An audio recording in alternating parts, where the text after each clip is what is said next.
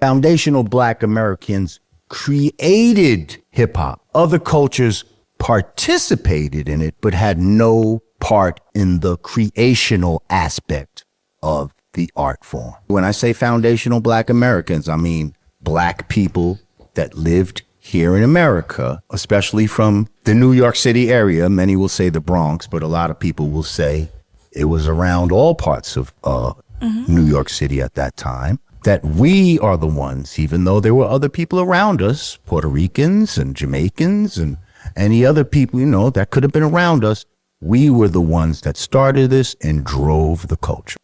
I would have to actually talk to a historian in order to verify that. I can't personally speak from that because I wasn't in New York at the time. But as far as the elements of hip hop that were created, from my understanding, people from South Jamaica, Queens, Puerto Ricans, of course, Black people that were born in America are the core foundation of what hip hop is today. So I can't really, unless somebody knows somebody from back then that can 100% say that it was only created by this pocket or these Black Americans, I can't really just exclude the Jamaican Americans and the Puerto Ricans. But I've heard, I guess it depends on when you talk about hip hop specifically, right? Because I've heard the argument that the breaking was very heavily Puerto Rican. Yeah, that's what I'm saying. So as far as elements. So if that's a part of hip hop, then that goes into that argument, right?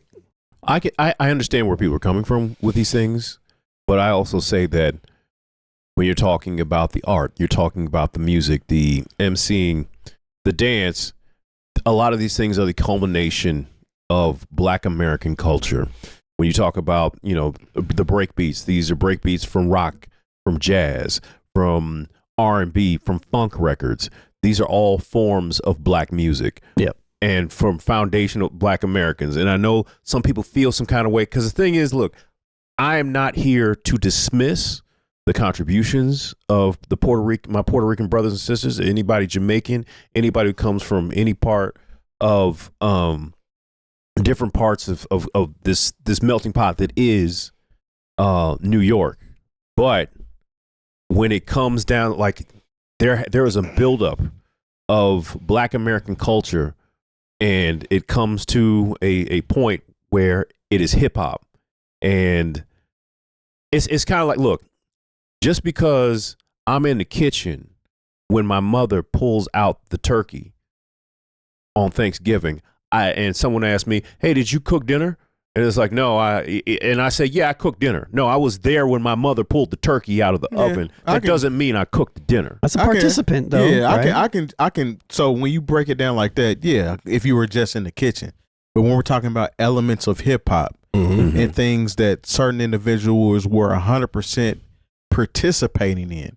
So if we go down to emceeing and actually the DJing aspect of it, yeah, that's 100% Black African American culture. Can't say that either.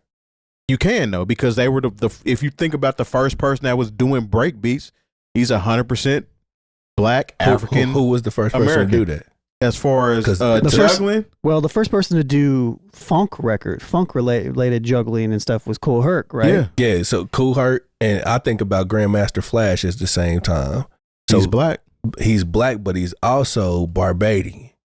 You know what I mean? So, but they didn't bring that from Barbados here. Nah. Yeah, they were living here and being influenced by foundational Black Americans. Yeah. So like, if you have to break it down into those elements that created hip hop. Now, everybody knows that certain elements aren't at the forefront right now. What it remains as, but in the same token, I can't 100% say that it was only created by foundational Black Americans because I wasn't there. I'm just going off what was said, but I know the people that were involved with it are definitely from Black descent.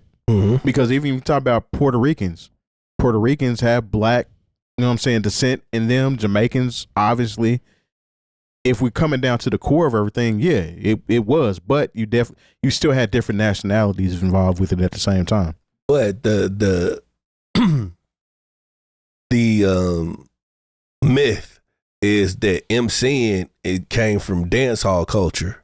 You know what I mean? Like the dance hall, whoever it was, that would be who would be on the mic calling out things or whatever, and that it transformed into Coke LaRock doing it at parties. Yeah. So that's just what I was brought up to understand. You know what I mean? Like we picked that up, and then they turned into hip hop. But we didn't call it hip hop, but we didn't call it hip hop. But when Ali was talking shit, he was rapping. When James Brown he says the word rapping, the term rap is something that predates hip hop. True indeed. It was like, oh yeah, I got my rap from so and so. Yeah. Like there are things that you can tie directly. Well, you're taking all it back to that. Yeah, like I said, beans and cornbread. Like I said, you're talking about Pig Meat Markham, and you can really take it back and say this definitely came from that. And like I said, I don't want anyone to feel excluded because it's for everybody now. But like I don't know. This is a thing where in the past few years, all of a sudden, everybody's wanted to take credit for the creation of hip hop because it's so grand now that. No, we did this too. It's like, but I remember when hip-hop... They all lived in the same neighborhoods, though. True. That's the reason why I say that. But it's supposed to start in the Bronx. What, Sedgwick Avenue? Cedric, yeah. Yeah. But and like I said, it's the same thing. You may have been there when the turkey was taken out of the oven, but that doesn't mean you made Thanksgiving True dinner. indeed. And the real question, who the fuck cares? It don't matter. Well, this is we talked about this before, and I said this is one of the things that when marginalized people are given flags, it's one of the worst things that's happened to us here in America because all of a sudden, like, so there are times when Jamaicans or Nigerians or Dominicans is like, first of all, like we were all on different parts of the boat and got dropped off at different times, but for whatever reason, like you want to be the first. Dominicans, you hit it first. There are Dominicans that think, okay, well, they get into that I know black thing, and then there are Puerto Ricans who like to say the N-word, but will tell you that they're Spanish. Yeah. And it's like Spanish is what you speak. That's not who you are. Right. So I mean, there's a very deep conversation that comes with all of this. A lot of semantics. And it makes people uncomfortable a lot of times because they have to really wrestle with a lineage that they don't want to really be a part of until it's something to celebrate. They want to be a part of black. They don't want to be a part of anything that is black culture until it's like something like hip hop. This conversation kind of diminishes what it is a little bit and where it comes from because it allows the question to be like, well, maybe it's not black culture, maybe white people, maybe we actually did bring it. Maybe hip hop is white culture, That's funny. We were there, we corporatized it. You know what I mean? Like it opens up that conversation to kind of like, to Jay's point, to make something be more of a conversation that needs to be had. Yeah. So. Well, sometimes we have to talk about it just in order to create a conversation and say some different things. But I mean, I actually do think that some people had more than just a participation amount of inclusion to do with hip hop. If we break it down by you could have made some sides with the turkey. Yeah. I mean, yeah, for sure. But they were all people of color. Yeah. Yeah. I mean, white's a color. All right. So, all right. Last one here. Is it? I'm not clear. But it's supposed to be, ain't that the absence of color? White, by definition, white is the absence of color. That is white. Yeah. All right. It's a color. Okay. We're being racist towards me.